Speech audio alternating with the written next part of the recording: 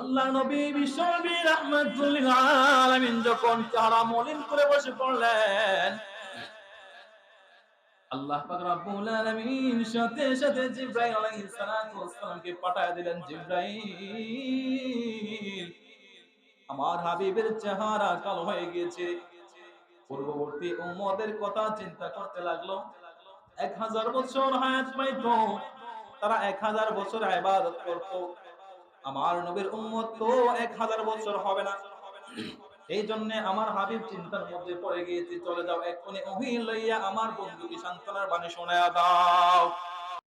মান কামা লাইলাতাল কদরি ঈমানান ওয়া ইহতিসাবা উফিরা লাহু মা তাকদ্দামা মিন যামবিহি।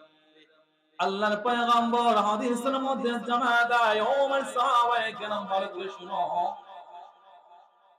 আল্লাহ পাক রব্বুল আলামিন তোমাদেরকে রমজান মাস নামক একটা স্পেশাল মাস দিয়েছে।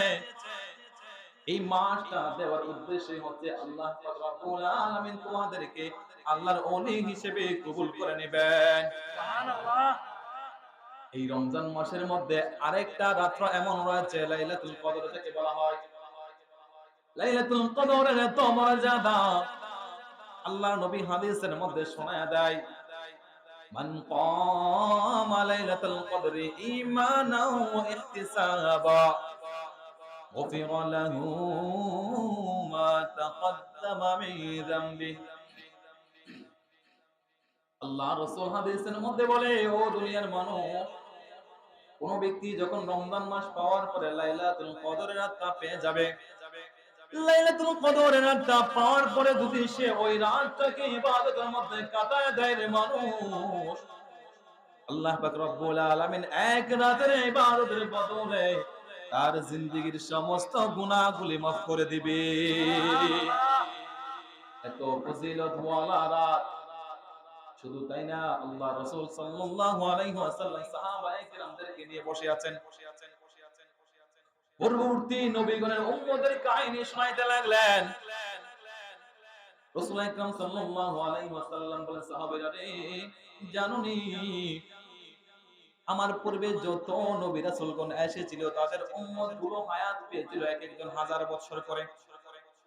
শুধু তাই না, একজন শামউন নামক একজন ব্যক্তি ছিলেন, তিনি ওনার জামানার মধ্যে একাধারে 1000 বছর জিহাদ এবং ইবাদতের মধ্যে কাটায় দিয়েছিলেন। কয় হাজার বছর?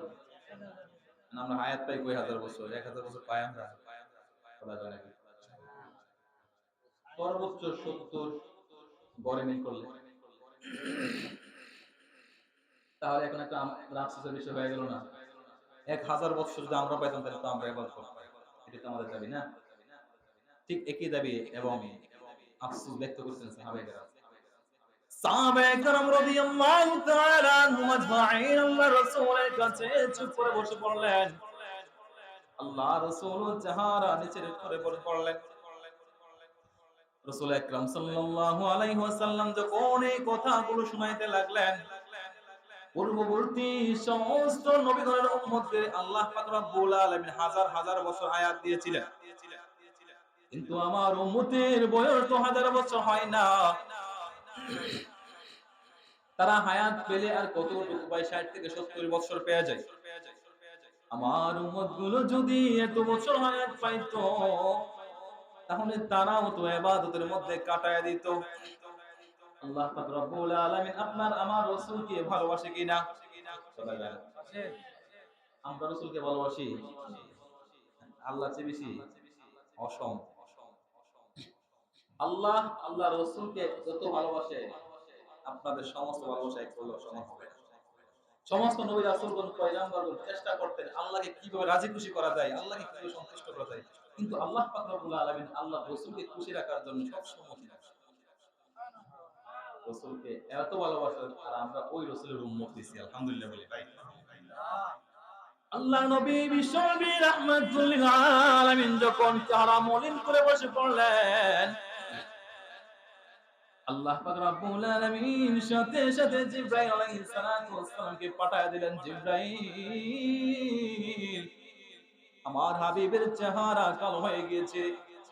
পূর্ববর্তী উম্মতের কথা চিন্তা করতে লাগলো, 1000 বছর হায়াত পাইতো, তারা 1000 বছর ইবাদত করত। আমার নবীর উম্মত তো 1000 বছর হবে না। এই জন্য আমার হাবিব চিন্তার মধ্যে পড়ে গিয়েছে, চলে যাও এক্ষুনি ওহী লইয়া আমার বন্ধুকে সান্ত্বনার বাণী শোনায়া দাও। ইন্না আনজালনাহু ফি লাইলাতিল কদর ওয়া মা আদরাকা মা লাইলাতুল কদর লাইলাতুল কদর খায়রুম মিন আলফি শাহর তানাজ্জালুল মালায়েকাতু ওয়ার রূহু ফিহা বিইذনি রাব্বিহিম মিন কুল্লি আমর সালামুন হিয়া হাত্তা মাতলা'ইল ফাজর। আল্লাহ পাক রব্বুল আলামিন সাথে সাথে আয়াত পাঠাইয়া আল্লাহ রাসূলকে সান্ত্বনা শোনায়া দিলেন, নবীজি টেনশন করতে হবে না। পূর্ববর্তী উম্মতগণ যদিও 1000 বছর পাইতো, তারা 1000 বছর ইবাদত করলে তাদের আমলনামায় 1000 বছর ইবাদত লেখা হতো। আমি আল্লাহ পাক রব্বুল আলামিন আপনার উম্মতকে এমন একটা রাত্র দিয়েছি, যদি সে এক রাত্র ইবাদত করতে পারে আমি আল্লাহ তার আমলনামায় 1000 বছরের ইবাদত লিখে দিব। শুধু তাই না, লাইলাতুল কদরের রাত যখন হয়ে যায়, জিবরাইল সহ সমস্ত ফেরেশতাগণ দুনিয়ার জমিনে চলে আসে। তারা ফেরেশতারা দুনিয়ার জমিনে আইসা লাইলাতুল কদরের মধ্যে যারা ইবাদতে লিপ্ত হয়ে যায়, তাদের মাগফিরাতের জন্য স্বয়ং ফেরেশতাগণ আমি আল্লাহর কাছে দোয়া করা শুরু করে দেয়। আল্লাহ রাসূল সাল্লাল্লাহু আলাইহি ওয়াসাল্লাম আরেক হাদিসের মধ্যে শোনায়া দেয়, ইযা কানা লাইলাতুল কদর ইয়া'মুরুল্লাহু জিবরিল। লাইলাতুল কদরের রাতটা যখন এসে পড়ে, আল্লাহ পাক রব্বুল আলামিন জিবরাইল আলাইহিস সালাতু ওয়াস সালামকে আদেশ করে, ওরে জিবরাইল, আজকে রাতে তুমি দুনিয়ার জমিনে চলে যাইবা। সুবহানাল্লাহ বলতেন না? ও জিবরাইল, আজকে তুমি দুনিয়ার জমিনে চলে যাও। শুধু তুমি একা যাইবা এমনটাই না রে জিবরাইল, তোমার সাথে ফেরেশতাদেরকে লইয়া তুমি আজকে দুনিয়ার জমিনে চলে যাও। ফেরেশতাগণ জিবরাইল আলাইহিস সালাতু ওয়াস সালাম সমস্ত ফেরেশতাদেরকে লইয়া দুনিয়ার জমিনে রওনা হয়ে যায়। তাদের সাথে থাকে একটা সবুজ পতাকা। সবুজ পতাকাটা লইয়া সর্বপ্রথম তারা বাইতুল্লাহ শরীফের উপর স্থাপন করে দেয়। তারপরে জিবরাইল আলাইহিস সালাতু ওয়াস সালাম সমস্ত ফেরেশতাদেরকে লক্ষ্য করে বলে, ও ফেরেশতাদের দল, শোনো, তোমরা এই মুহূর্তে চতুর্দিকে বিশ্বে চতুর্দিকে ছড়ায়া যাইবা, ছিটায়া যাইবা, এবং লাইলাতুল কদর রাতে যেই মানুষগুলো আল্লাহ যে বান্দা বান্দীগুলো এই রাতের মধ্যে ইবাদতে থাকবে, নামাজে থাকবে, কোরআনের তেলাওয়াতে থাকবে, ইবাদতের মধ্যে যারা থাকবে, তোমরা নিজে তাদেরকে সালাম দিয়ে তাদের সাথে মুসাফা শুরু করে দিবা। জিবরাইল আলাইহিস সালাতু ওয়াস সালামের প্রায় 600 পাকা রয়েছে নূরের পাকা, তার মধ্যে স্পেশাল হচ্ছে 2টা পাকা। জিবরাইল আলাইহিস সালাতু ওয়াস সালাম এই 2টা পাকা কোনোদিন ছড়ায় না, কোনোদিন ছাড়ে না। একমাত্র ওই দিন লাইলাতুল কদর দিন আল্লাহ পাক রব্বুল আলামিন জিবরাইলকে আদেশ করে দেন ওইটা স্পেশাল পাকা দুনিয়ার জমিনে আজকে ছড়ায়া দাও।